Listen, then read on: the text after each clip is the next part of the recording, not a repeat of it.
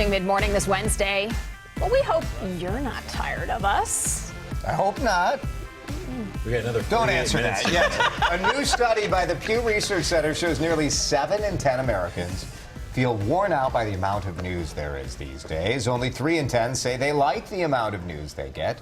This is specifically about national news, so it's you guys, not us. We're doing great, as far as I can tell. I'm exhausted by our local news for the past 48 hours. I'm just like, I'm trying to recover. Yeah, a lot of whiplash on the electoral front. Politics, This is similar to 2016, and the survey results pretty similar to right after the election, Which was when a people felt very exhausted. heavy news cycle. I think it's interesting that it hasn't gotten worse. Yeah.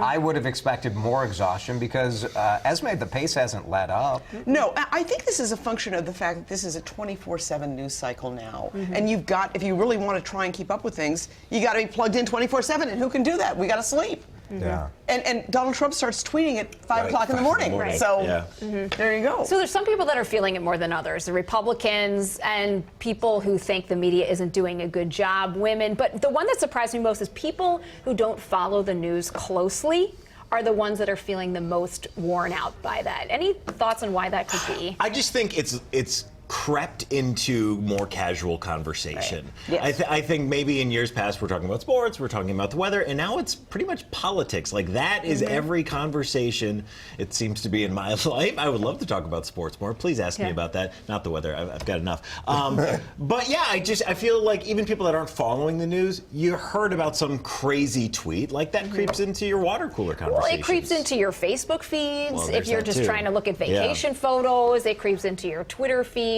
You just walk by a store and you hear something on the television. It's constant chatter in our brains. I do admire the people that are able to block this out and just live their life in blissful ignorance. How do you do that? Because that sounds nice, just to get a break from it.